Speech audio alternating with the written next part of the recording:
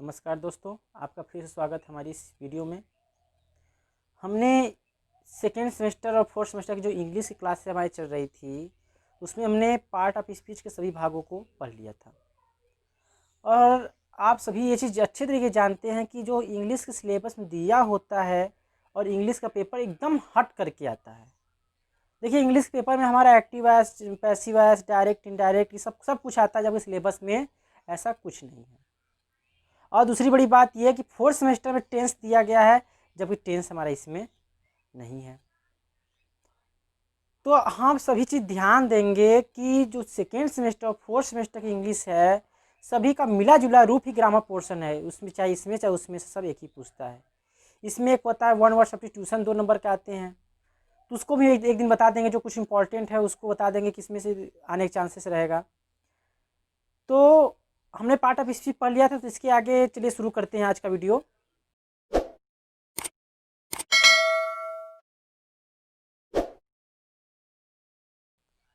तो इसमें देखिए, हम आज पढ़ेंगे टेंस के बारे में। टेंस क्या होता है, टेंस कैसे बनते हैं।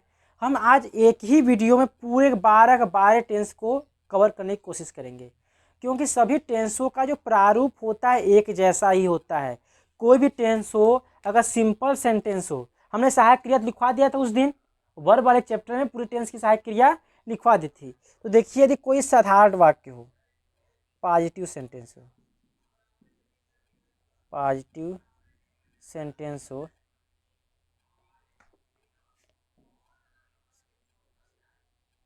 पॉजिटिव सेंटेंस हो, ये पॉजिटिव सेंटेंस होगा तो क्या हमारा नियम होगा, पहले लिखेंगे हम सब कर्ता। क्या लिखेंगे?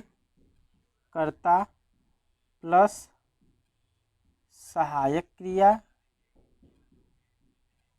प्लस मुख्य क्रिया, ठीक, प्लस कर्म प्लस अन्य शब्द, ठीक। ये पॉजिटिव सेंटेंस हुआ। अब निगेटिव सेंटेंस, निगेटिव सेंटेंस। पहले देखिए, ध्यान दीजिएगा, पहले हम पॉजिटिव सेंटेंस की बात कर लेते हैं, फिर निगेटिव सेंटेंस की बात करेंगे। देखिए, पॉजिटिव सेंटेंस को अफर्मेटिव सेंटेंस या पॉजिटिव सेंटेंस दोनों कहते हैं, या लिख देते हैं अफर्मेटिव।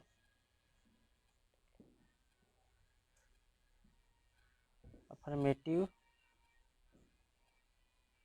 सेंटेंस। अफर्मेटिव सेंटेंस क्या होता है? कर्ता प्लस सहायक क्रिया प्लस मुख्य क्रिया प्लस कर्म प्लस अन्य शब्द, ठीक है। तो चलिए इसको हम रखते हैं, सब्स्टिट्यूट करते हैं हर जगह कि कौन क्या है, कैसे है। तो देखिए, पहला टेंस होता है present indefinite tense. Present indefinite tense में ये बताया गया है कि यहाँ पे सहायक क्रिया का प्रयोग नहीं होता है। किस वाक्य में? अफर्मेटिव सेंटेंस, साधारण वाक्य में। किस वाक्य में? साधारण वाक्य में सहायक क्रिया का प्रयोग नहीं होता है। मुख्य क्रिया की पहली अवस्था में एस या ईएस लगाते हैं जब कर्ता एक वचन का हो, बाकी नियम वही। पास्ट इंडेफिनिट टेंस में क्या होता है? सहायक क्रिया का प्रयोग नहीं करते हैं तथा क्रिया की दूसरी अवस्था का प्रयोग करते हैं, है ना। मुख्य क्रिया की दूसरी अवस्था का प्रयोग पास्ट इंडेफिनिट टेंस में करते हैं। और बाकी सभी टेंसों में कर्ता प्लस सहायक क्रिया प्लस मुख्य क्रिया प्लस कर्म प्लस अन्य, सभी टेंसों का प्रारूप एक ही है।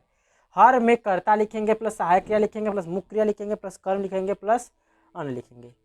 और चीज़ ध्यान दीजिएगा, जिस वाक्य के अंत में है ही हूँ आएगा वो प्रेजेंट टेंस का होगा, जिसमें था थे थी आएगा वो पास्ट टेंस का होगा, जिसमें गा गे गी आएगा वो आएगा फ्यूचर टेंस का। अगर रहा है रही रहे हैं तो कंटिन्यूअस में होगा, चुका होगा तो परफेक्ट होगा, और रहा के बाद रहा के साथ टाइम होगा तो परफेक्ट कंटिन्यूअस में होगा, और ता ती ते रहेगा तो इंडेफिनिट का होगा, ठीक। अब जैसे कोई हमारा वाक्य है कि राम खाना खाता है, राम ईट्स फूड, क्या हो जाएगा? राम ईट्स फूड, ठीक है। राम ईट्स फूड हुआ। तो यदि देखिए उसमें और चीज़ ध्यान देंगे, राम ईट्स फूड हुआ तो यहाँ पे सहायक क्रिया नहीं लगा, क्योंकि प्रेजेंट इंडेफिनिट टेंस में सहायक क्रिया का प्रयोग नहीं होता है साधारण वाक्यों में। ऐसे ही अगर राम खाना खाता था, ठीक, तो ये अगर Ram ate food, Ram ate food, यहाँ भी सहायक क्रिया का प्रयोग नहीं हुआ, क्योंकि पास्ट इंडेफिनिट टेंस में सहायक क्रिया का प्रयोग नहीं करते हैं। अब उसके बाद बाकी जितने भी टेंस हैं उसमें सहायक क्रिया यही नियम फॉलो होगा। कौन सा नियम? यही नियम फॉलो होगा। कर्ता, कर्ता प्लस सहायक क्रिया, कर्ता के बाद सहायक क्रिया लिखते हैं, उसके बाद मुख्य क्रिया लिखते हैं, उसके बाद कर्म लिखते हैं, प्लस उसके बाद अन्य। इसके बाद निगेटिव जो होता है, सभी टेंसों के लिए यदि बात हो रही है निगेटिव, और यहाँ पे सिंगल इंट्रोगेटिव, और यहाँ पे single interrogative negative, single interrogative negative, और यहाँ पे डबल इंट्रोगेटिव, और यहाँ पे डबल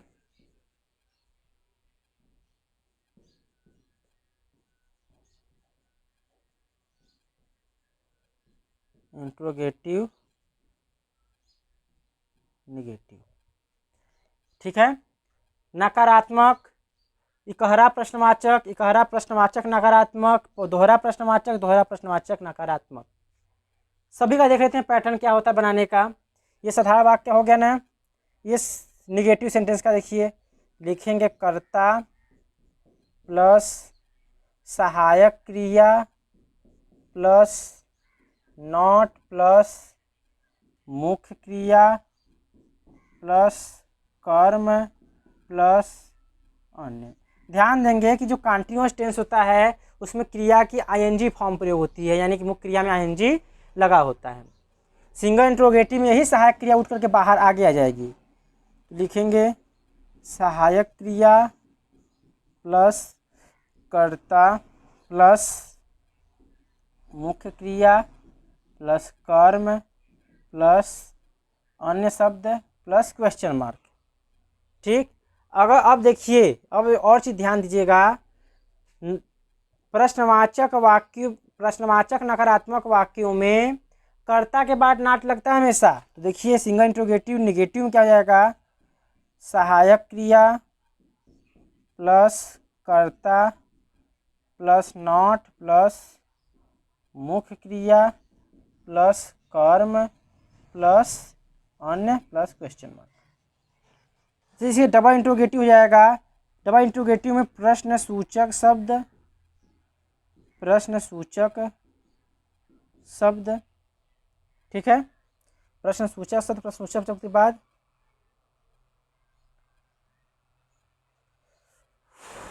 सहायक क्रिया, सहायक क्रिया के बाद प्लस कर्ता प्लस मुख्य क्रिया प्लस कर्म प्लस क्वेश्चन मार्क। फिर यहाँ क्या प्रयोग होगा, प्रश्न सूचक शब्द प्लस सहायक क्रिया प्लस कर्ता प्लस नॉट प्लस मुख्य क्रिया प्लस कर्म प्लस अन्य क्वेश्चन मार्क। ठीक है। देखिए कोई भी टेंस हो, कोई भी हो, उसमें यही नियम फॉलो होगा। अगर हमारा वाक्य डबल इंट्रोगेटिव होगा तो पहले हम क्या लिखेंगे, इंट्रोगेटिव वर्ड क्वेश्चन वर्ड लिखेंगे, और उसके बाद हेल्पिंग वर्ब लिख करके सब्जेक्ट लिखेंगे, फिर उसके बाद मुख्य क्रिया लिख करके जिसे मेन वर्ब करके ऑब्जेक्ट लिख कर क्वेश्चन मार्क लगा देंगे। ठीक है। जितने भी हमारे देखिए दिया गया है सभी टेंसों में, इस पूरे 12 टेंसों के 6 प्रकार जो वाक्य होते हैं सभी वाक्यों में यही नियम फॉलो होगा। इस नियम के बाद, इस नियम को जो अप्लाई कर लेते हैं, इस नियम की जानकारी के बाद हम ही एक्टिव वॉइस पैसिव वॉइस सभी वाक्यों को देखेंगे। अच्छा देखिए कोई वाक्य फॉलो करा के देखते हैं। देखिए कोई वाक्य फॉलो करा के देखते हैं कि राम खाना नहीं खा, राम खाना खा रहा है। देखिए राम खाना खा रहा है ना, राम खाना खा रहा है। तो साधारण वाक्य बनाएंगे तो जाएगा, कर्ता क्या है, राम, सहायक क्रिया हो जाएगा इज, मुख्य क्रिया ईटिंग, बताया कि अगर कंटिन्यूअस तो आईएनजी फॉर्म लगेगा, कर्म जगह फूड। ठीक। अगर देखिए अब क्या अगर निगेटिव बनाते तो राम खाना नहीं खा रहा है, तो कर्ता लिखते राम, सहायक क्रिया इज नॉट ईटिंग फूड। देख लीजिए सभी से हम कुछ अलग से नहीं लिख रहे हैं। फिर देखिए क्या क्या राम खाना खा रहा है, तो सहायक क्रिया लिखेंगे। सहायक क्रिया क्या था, इज था। इज करता है राम, मुख्य क्रिया ईटिंग, कर्म फूड, क्वेश्चन मार्क। फिर देखिए अगर नेगेटिव रहता, सिंगल इंटरोगेटिव नेगेटिव रहता, तो लिखते हम इज राम। देखिए is Ram, single interrogative negative है, तो देखिए इज सहायक क्रिया इज, करता हुआ राम, फिर नॉट, फिर ईटिंग, फिर फूड। देखिए जो कर रहा है वही कर रहे हैं। डबल इंटरोगेटिव प्रश्न सूचक शब्द कहेंगे कि राम खाना क्यों खा रहा है, तो लिखेंगे वाई इज, सहायक क्रिया इज है ना, करता राम, मुख्य क्रिया ईटिंग, कर्म फूड, क्वेश्चन मार्क। इसमें क्या प्रश्न सूचक शब्द है, राम खाना क्यों नहीं खा रहा है, तो जाएगा वाई, सहायक क्रिया इज, करता राम, नॉट ईटिंग फूड। देखिए हमने कुछ नया नहीं किया है, इसी नियम पर जितने भी नियम इस लिखवाए सूत्र लिखवाए हैं, इसी नियम पर सभी वाक्यों को बनाएंगे, इसी नियम पर सभी वाक्यों को बनाएंगे। पर और चीज़ ध्यान देंगे, जब हमारा परफेक्ट टेंस होता है, perfect continuous tense, perfect continuous tense में क्रिया की तो आईएनजी फॉर्म प्रयोग होती है और उसके साथ समय जुड़ा होता है, और समय जुड़ा होता है तो निश्चित समय जो होता है वहाँ पर सिंस का प्रयोग करेंगे, अनिश्चित समय फार के लिए। जैसे हम बोलें 2 बजे से, तो 2 बजे निश्चित समय होता है ना कि 24 घंटे में दो बार बजता है, तो निश्चित समय है ना। अगर कहें 2 घंटे से, 2 घंटा कब से ये मालूम है, चाहे अभी से 2 घंटा, सुबह से 2 घंटा, शाम 2 घंटा, ये नहीं कर रहा है।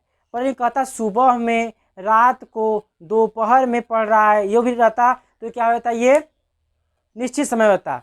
पिछले महीना, पिछला रात, पिछला सप्ताह बोला जाए तो भी क्या है, निश्चित समय है। निश्चित समय के लिए सिंस का प्रयोग करते हैं, सिंस का SINCE, SINC, और अनिश्चित समय के लिए फार का प्रयोग करते हैं। और एक चीज है कि जब सहायक क्रिया 2 पार्ट में होते हैं, जब सहायक क्रिया 2 पार्ट में, जैसे कि विल हैव, शैल हैव है, विल भी शैल भी, जैसे विल बी या शैल बी है, तो जो है ध्यान देंगे जब सहायक क्रिया आगे आ रही है ना, जब सहायक क्रिया देखिए आगे आ रही है कर्ता के ना, कर्ता के आगे केवल सहायक क्रिया का पहला पार्ट आएगा। क्या आएगा, केवल कर्ता का पहला पार्ट आएगा, बाकी सब कर्ता के बाद ही लगेगा। ठीक है, कर्ता के आगे पहले विजय रहेगा, क्या राम खाना खा रहा होगा, क्या राम खाना खा रहा होगा, तो जाएगा will Ram be eating food. देखिए सहायक क्रिया का पहला पार्ट ही आगे आया, बी यहाँ रह गया। कहता क्या राम नहीं खा रहा होगा, तो जाता विल राम नॉट बी। हमने बताया था नॉट तो कर्ता के बाद ही लिखेंगे। ठीक है, अगर जो प्रश्नवाचक वाक्य हो उसमें नॉट हो तो हमेशा नॉट कर्ता के बाद ही लिखेंगे, फिर उसके बाद शेष क्रिया का पार्ट लिखेंगे। अब ये चीज समझ में आ गया कि जब सहायक क्रिया 2 या 2 से अधिक पार्ट में से होता है, will have been, shall have been या हैड बीन, है ना, हैज बीन भी तो होता है। और जब हैज बीन देखिए होता है तो हैज आगे आएगा, बीन पीछे ही रह जाएगा। 2 पार्ट है ना, तो हैज आगे रहेगा, बीन पीछे। जैसे कि मैं सुबह से पढ़ रहा हूँ, मैं सुबह से पढ़ रहा हूँ, तो हो जाता क्या, देखिएगा दोनों को वाक्य बना रहे हैं, देखिए समझिएगा। मैं सुबह से पढ़ रहा हूँ, देखिए आई, सहायक क्रिया हो जाएगा हैव बीन, मुख्य क्रिया रीडिंग, फिर कर्म में, फिर कर्म तो है नहीं, फिर उसके बाद अन्य शब्द सिंस मॉर्निंग। सुबह क्या निश्चित समय है, तो सिंस क्या हो जाएगा, सिंस मॉर्निंग। अब देखिए कहता है क्या मैं सुबह से पढ़ रहा हूँ, कहता क्या वाक्य, क्या मैं सुबह से पढ़ रहा हूँ। देखिए हैव तो आगे आता, फिर आई, फिर उसके बाद बीन होता। समझ रहे हैं ना।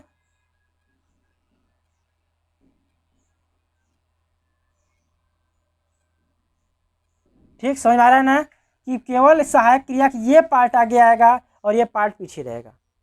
कोई भी कितना भी बड़ा पार्ट हो, यदि अगर कहता कि मैं सुबह से नहीं पढ़ रहा हूँ तो नॉट आई के बाद नॉट लगा देते।